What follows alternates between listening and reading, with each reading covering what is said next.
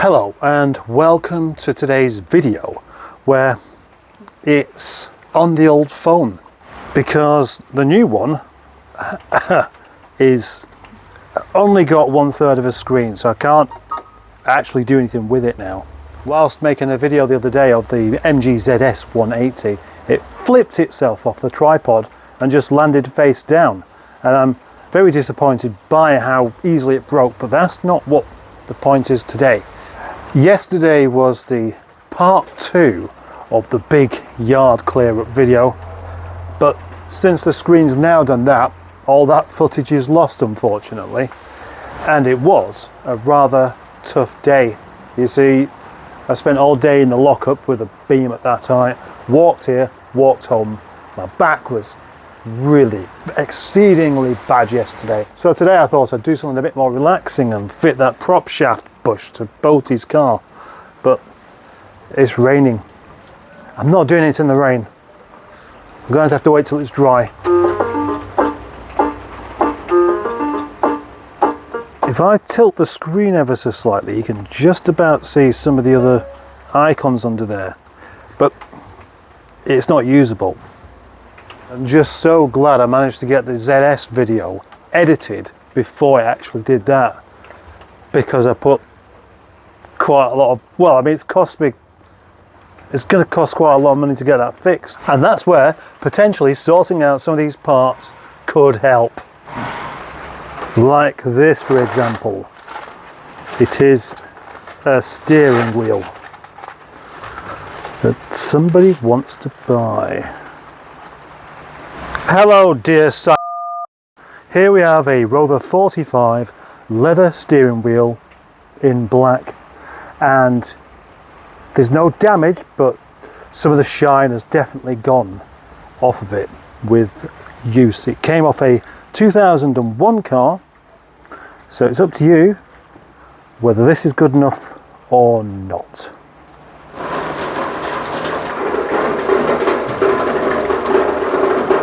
Now then, because unfortunately all of the footage from yesterday is now kind of lost, I've got to start again, but I can't. All I can do really is explain what happened yesterday. Now, yesterday started off with my friend Johnny, two Subarus, in his tourer, taking away a load of seats that weren't going to sell because there were just bits of seats, bits of broken seats, a load of R8 seats that really weren't very good. And then I continued to clear this up. One day it would be fabulous to do something about all this moisture that gets in, but look, right, so the space is now as such. That's 2 shelves from there outside and 4 metal shelves up there. The only thing that's been binned so far have been some seats, because they're not effective with space, are they? They're a pain. And who buys cloth seats? None of them were anything special, so yeah, they had to go. But the rest of it is all still here, just getting gradually pushed further and further into the corners. Being as it is just raining, and it's going to be raining all day today, the only thing I can do is more stuff inside, which is great because there's still a lot more to do down here. I've just got to accept I'm going to be in a lot of pain with my back, or alternatively even more pain with my head. Once the stuff cleared out in here, there's going to be a vast amount of space to put cars. And when I say a vast amount, I mean enough for 2 cars, and that is a lot. So, with the floor emptier than it is right now, we can keep the wheels there. We have shelves along this edge. These 2 shelves have to go. That shelf can stay. This is a bench at the back there. That'll stay. This could actually stay where it is. Shelves there. That's sorted out. Shelves along here. And then the shelves that are over there as well. That means I can easily back a car in and bung it into that corner. Here, back it in, swivel it around like that, back it in. And then another car can come in and just be backed straight in, like so. But is there even more room than that? Considering the ground space I have on the upper lockup, this looks quite small. And for storage purposes, 2 cars can fit in here. This bit isn't that important, but I'm still going to do it. As this lockup really is going to be repurposed, I can measure it and find out for definite what can go in here. From side to side, I'm thinking 15 foot with the shelves of usable space, and then lengthwise, even with that bench in place, 20 foot. Rather ambitious plans here. Potentially there is room for more than 2 cars. No, 2 cars. 2 cars is the maximum. Either that or 3.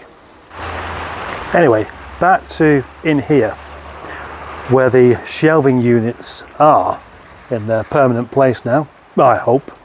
We've got room for a couple of boxes. The kind of thing where work can happen and things can be stored. Look at this here. I've got the whole dash for Rover 75 in a rather unusual pretend wood colour. I have fuel pumps because obviously they will always be necessary, and a pair of 75 projector headlamps that just need polishing. We'll come back to this in a little while. A little bit of pie in the sky thinking now, but it's still wet, so might as well.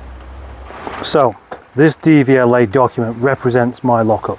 There is the entrance, there are the walls, okay, and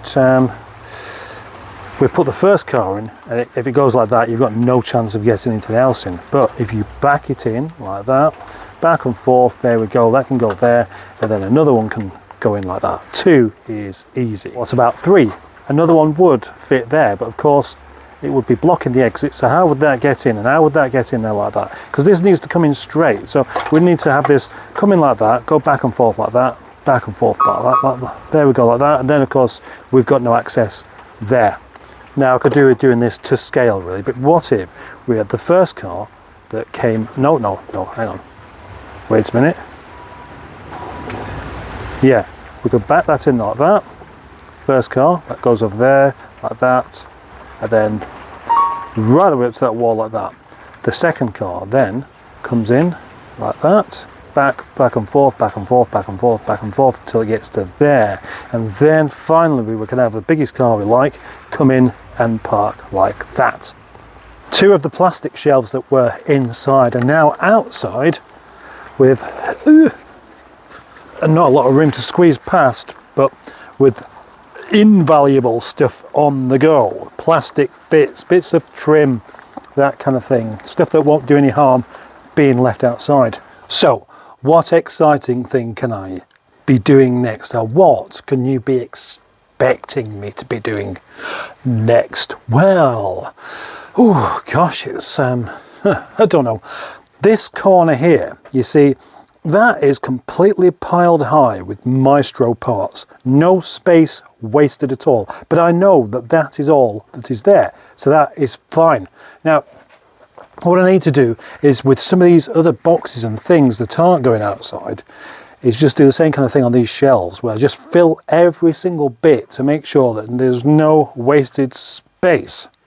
I have somewhat filled this corner in whilst moving stuff around, but that's the wrong thing to do, you see, because the corner is where you start, and you make sure that every bit of that corner is crammed full of stuff that you want to keep. Otherwise you're going to have wasted space like this.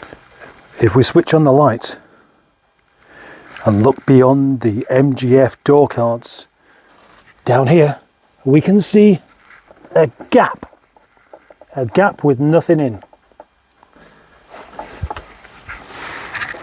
It's gaps like those that need filling in order to be making the most of the space.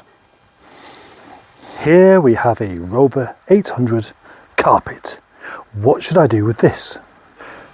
On this lower shelf there was 2 boxes full of R8 bits, but the boxes had rotten. Now, to some great success, I've crammed the whole lot into one big plastic box.